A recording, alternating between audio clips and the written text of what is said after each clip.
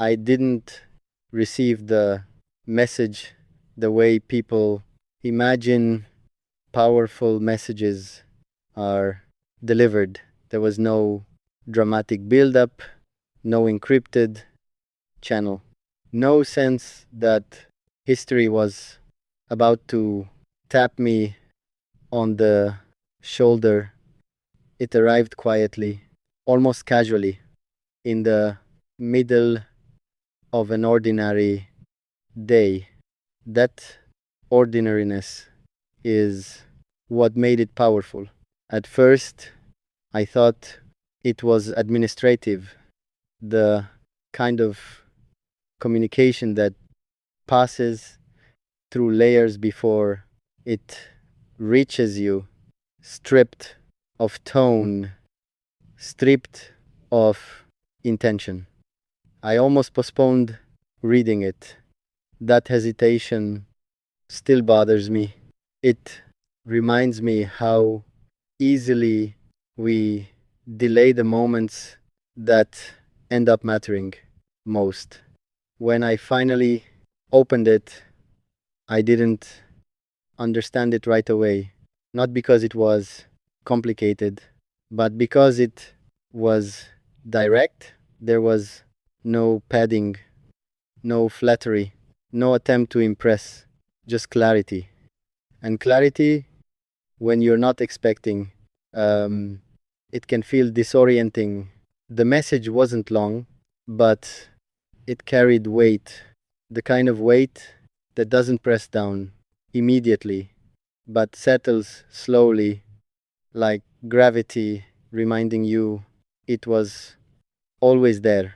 It wasn't a command, it wasn't advice, it was something more unsettling, a mirror. He didn't start by talking about success or ambition. He didn't mention achievements, timelines, or numbers. He started with responsibility. That alone caught my attention. In our world, responsibility is often framed as a burden, something you manage, delegate, or minimize. Rarely is it framed as a privilege. Yet that's exactly how he approached it, not as something forced upon those with influence, but as something earned and therefore something that must be honored. He wrote about visibility, about how being seen changes not just how others perceive you, but how your choices ripple outward in ways you can't fully control. He didn't say this to intimidate. He said it as a reminder, almost a warning delivered with respect. I felt exposed reading it, not because he accused me of anything, but because he assumed I understood the implications of my position. That assumption carried trust. And trust, when extended without demand, creates its own obligation. What struck me most was what he didn't say. There was no reference to hierarchy, no subtle assertion of superiority, no attempt to position himself above the conversation. The message read as if it came from someone standing beside you, not over you. That tone is rare, especially when power dynamics are obvious but left unspoken. He spoke about the future, but not in abstract terms. He didn't frame it as an inevitable march forward driven by technology or innovation alone. He framed it as something fragile, something shaped daily by small decisions that rarely make headlines. The future, he implied, is less about what we build and more about what we choose not to ignore. That line stayed with me. I reread the message several times, each time noticing something new. The restraint in the language, the deliberate avoidance of drama, the confidence to be simple. It felt less like a statement and more like an alignment check. Was I paying attention to the right things? Was I listening to the right people?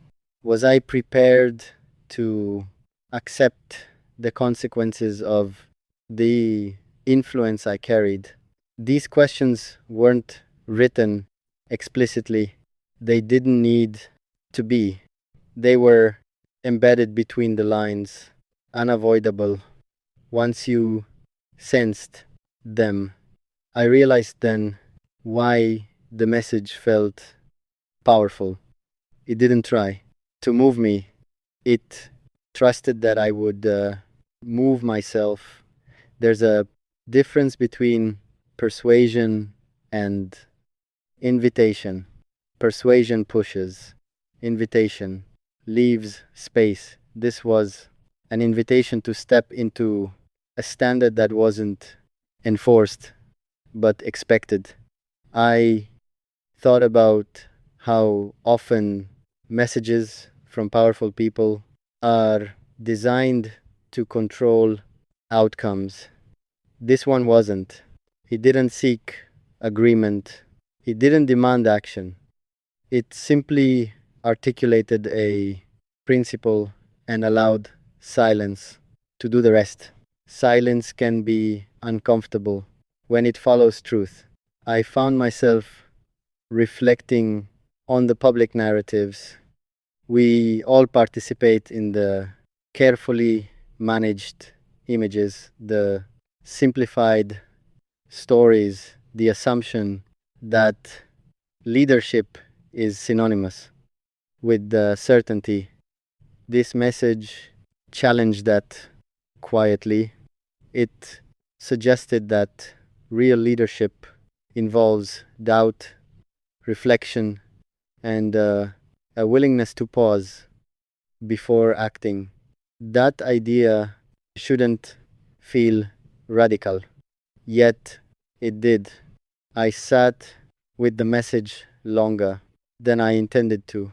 I didn't respond immediately, not out of strategy, but out of respect. Some messages deserve thought before reply, not because the sender expects it, but because the message changes you before you answer. As the hours passed, I noticed something unexpected. The message began influencing decisions that had nothing to do with it. Conversations felt different, choices felt heavier, not oppressive, just more real. That's when I understood the true weight of what he had sent. It wasn't information, it was orientation. It pointed not toward a specific action, but toward a way of seeing, a reminder that progress without conscience is just acceleration, and acceleration without direction eventually leads somewhere you didn't intend to go. He wrote about legacy, but not in the way people usually do, not as monuments or milestones, but as systems of trust. As the confidence people place in institutions, leaders, and ideas long after the original architects are gone. Trust, the message suggested, is the only infrastructure that can't be rebuilt once it collapses. That sentence hit harder than anything else because trust, unlike technology or capital, doesn't respond well to optimization. You can't rush it. You can't automate it. You can only earn it slowly through consistency. I wondered how many people in my position truly internalize that. How many see trust as foundational rather than decorative? How many understand that every visible decision is also uh, a quiet message to those who are watching but never speak? The message made me feel seen not as a figure but as a decision maker, as someone whose choices, even the small ones, set a tone others might follow. That realization is both empowering and unsettling. Empowering because it affirms agency, unsettling because it removes excuses. I drafted a response several times and deleted it. Each version felt insufficient, too polished, too safe. I didn't want to mirror the message's simplicity with formality that diluted its intent. Eventually, I replied honestly, briefly, acknowledging not just receipt, but impact. Not promising action, but committing to awareness. After sending it, I didn't feel relief. I felt responsibility. And that's the part people don't talk about when they discuss powerful exchanges. The aftermath isn't excitement, it's accountability. A quiet agreement with yourself to live up to something that was never demanded but clearly expected. In the days that followed, the message became a reference point, not something I quoted, but something I measured against. When faced with decisions framed as urgent, I asked whether urgency was real or manufactured. When offered opportunities framed as beneficial, I asked who defined benefit. This wasn't about becoming cautious, it was about becoming deliberate. I realized then that the most powerful messages don't tell you what to do. They remind you who you are expected to be. And once that expectation is clear, it's impossible to pretend you didn't understand. This was only the beginning of what that message set in motion. The conversations it reshaped, the assumptions it challenged, the choices it complicated in the best possible way. But those consequences unfolded over time, not all at once. The message didn't fade the way most communications do. It didn't get buried under new priorities or diluted by routine. Instead, it lingered quiet, persistent, like a question that refuses to be answered quickly.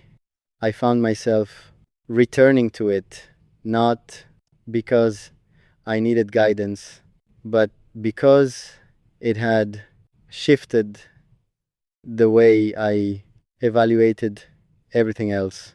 What surprised me most was how little it tried to explain itself. There were no justifications, no context building, no attempt to make the message easier to accept. It assumed maturity, it assumed reflection, it assumed that responsibility didn't need to be spelled out to be understood. That assumption alone was disarming. In the days that followed, I noticed a subtle change in how people around me approached conversations, not because they had read the message most hadn't, but because my posture within those conversations had changed. I listened longer. I interrupted less. I asked questions that didn't immediately lead to action. At first, it felt inefficient. Then it felt necessary. I realized how often leadership environments reward decisiveness over discernment, how frequently the appearance of certainty is valued more than the substance behind it. The message challenged that instinct without criticizing it. It simply offered an alternative standard: clarity without haste, confidence without noise, action without urgency for its own sake. Those ideas sound simple. Living them isn't. There was a moment not long after when I faced a decision that would have been straightforward in the past. The path was familiar, the outcome predictable, the incentives aligned perfectly. Everyone expected agreement. I hesitated, not because I lacked conviction, but because I felt the weight of what agreement would signal beyond the room, what it would normalize, what it would quietly endorse. I remembered a line from the message, not quoted but understood, about how influence doesn't announce itself when it works. It embeds itself in patterns, habits, and expectations. I asked for time,